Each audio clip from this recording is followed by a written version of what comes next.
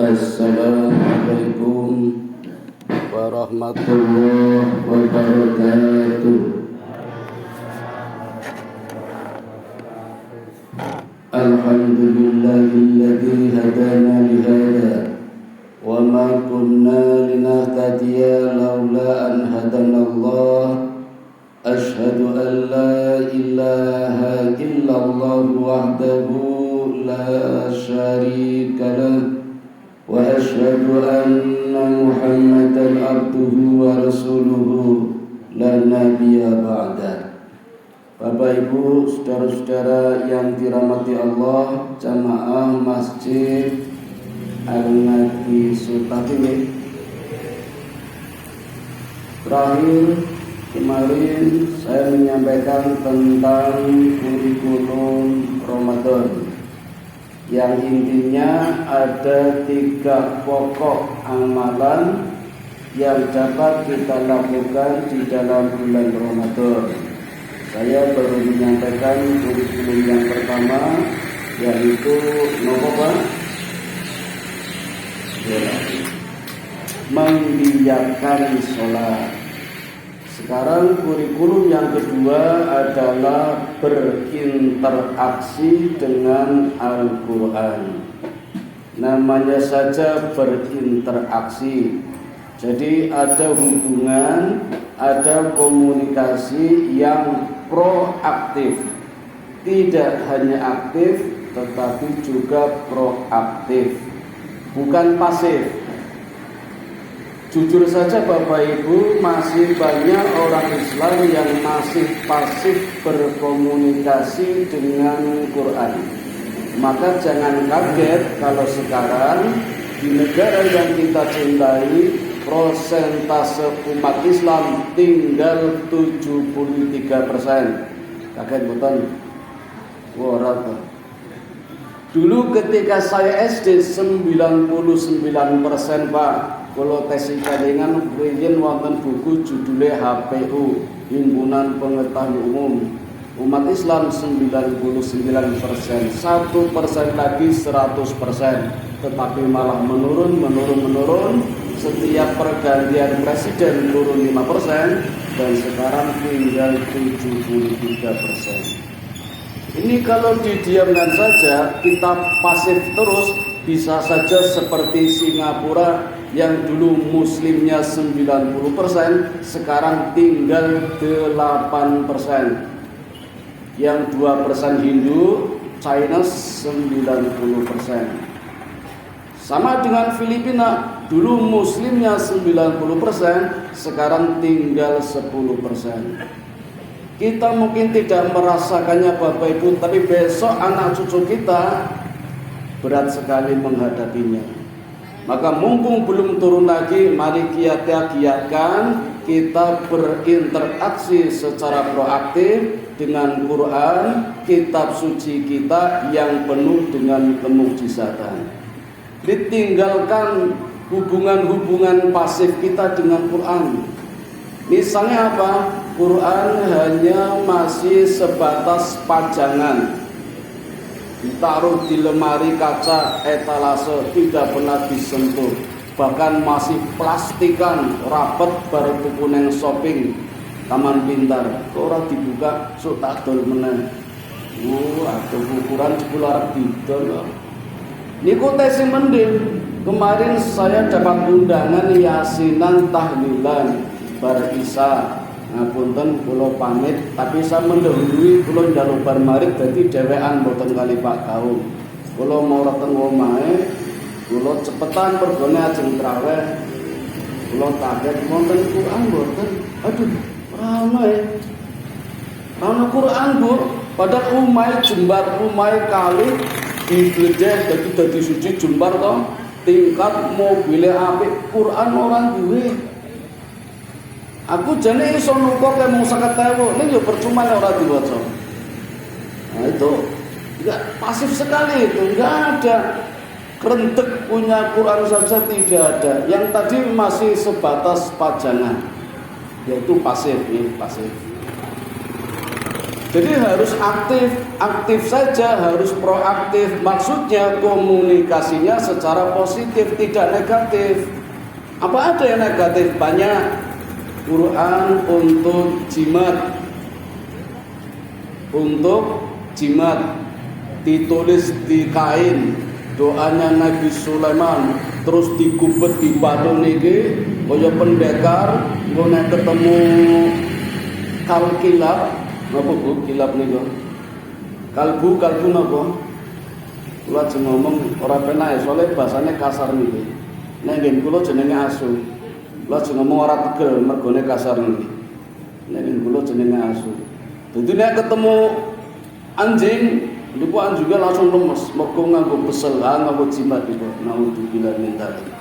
Saya juga pernah melihat ada orang berobatnya di ulama, di kiai Bu, di pondok pesantren. Saya lihat ustadznya nulis di kertas kotak, pakai spidol, melingkar, cemplungnya gelas, terus dibungkus plastik, go balik, naik ibu lisi lagi lorot diombe, malah mati. Itu komunikasi yang proaktif. Komunikasi aktif, tapi negatif itu bukan proaktif. Mau dibilang intelijen hanya untuk kekuatan-kekuatan dipelajari, tidak seperti itu. Yang dimaksud proaktif ya negatif. Dan ada 4 tingkatan Bapak Ibu. Apa saja tingkatannya? Semakin tinggi tingkatannya, semakin besar pahalanya. Mulai dari qiraah, tilawah, tafakur, tadabbur. Qiraah itu membaca biasa seperti kita ini. Tadarus. Itu pun ada 2 macam, ada murotal, ada tilawah. Bedanya apa? Yang sering dibaca imam itu gaya murotal namanya. Gaya murotal. Bismillahirrahmanirrahim. Alhamdulillahirabbil alamin. Gampang itu murotal. Bahannya banyak. Tilawah lebih banyak lagi. Karena menggunakan seni baca Quran. Allah suka keindahan. Ada qiraah sab'ah, ada 7 macam lagu minimal itu. Allah senang. Bismillahirrahmanirrahim.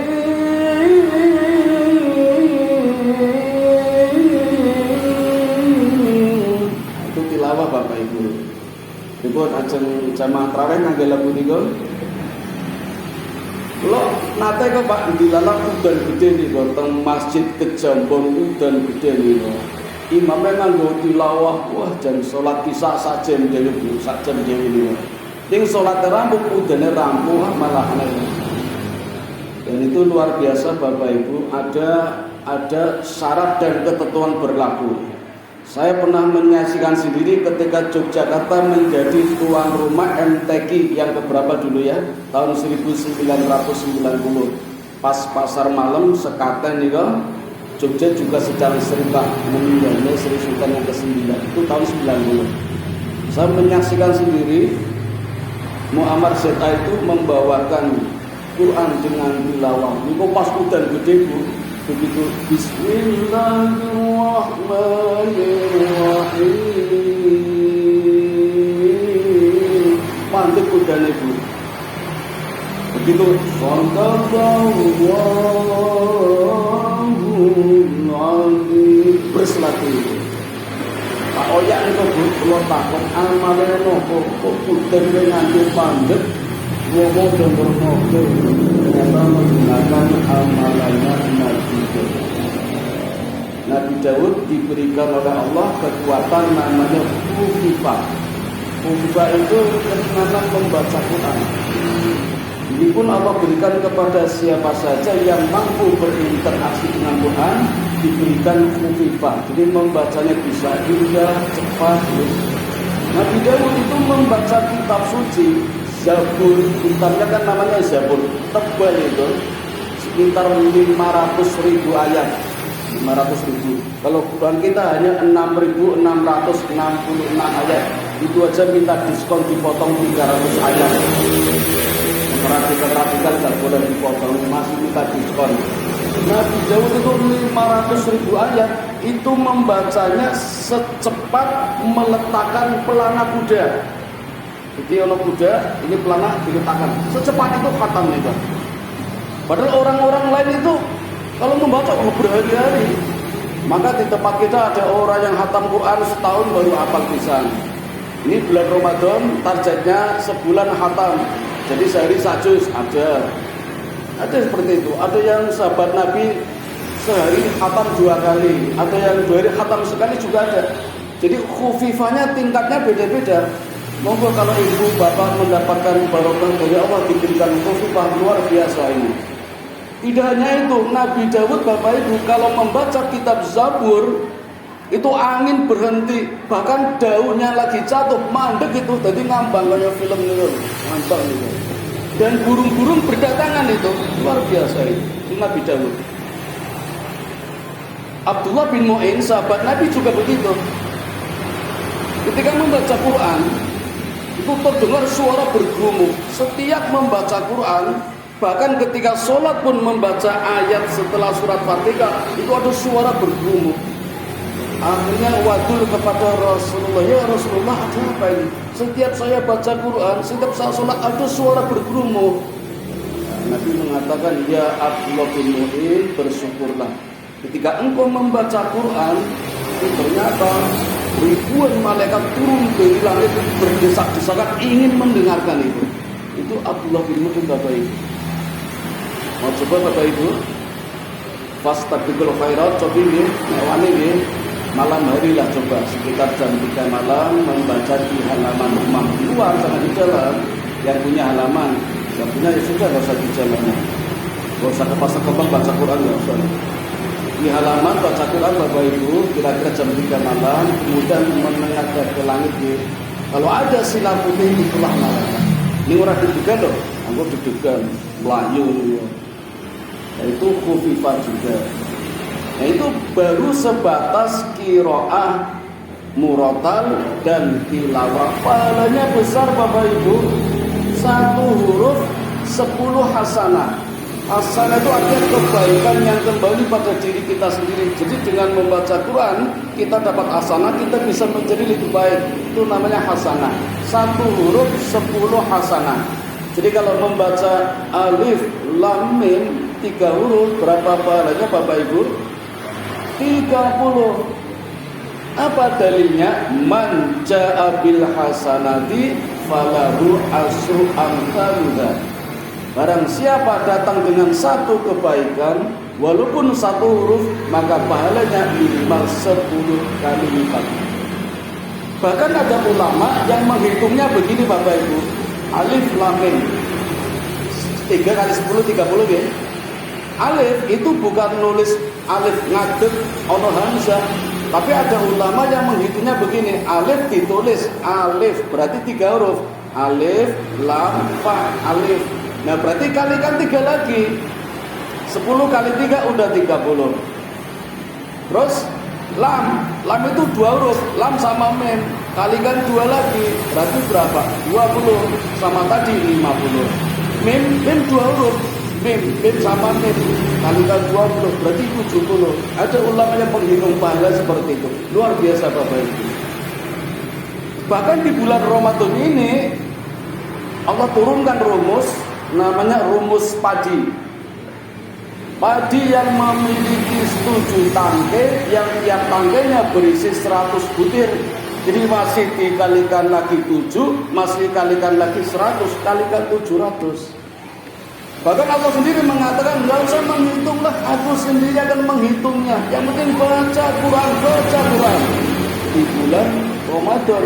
Ini tidak Allah berikan di luar bulan Ramadan, hanya di bulan Ramadan saja. Maka inilah yang disebut oleh Nabi sebagai asyamu junnatun. Jadi Nabi mengatakan Ramadan kita, puasa kita adalah puasa spesial, puasa istimewa, asyamu junnatun, yang tidak aku berikan kepada nabi-nabi sebelumnya. Kalau nabi-nabi sebelumnya puasanya hanya menahan lapar dan dahaga, puasa kita tidak. Nabi mengatakan puasa kita spesial. Allah berikan yang namanya junnah. Kenapa? Karena kita akan menghadapi musuh-musuh kita, musuh bebuyutan kita, namanya jinnah. Dan jinnah ini bisa dikalahkan kalau kita memiliki yang namanya junnah.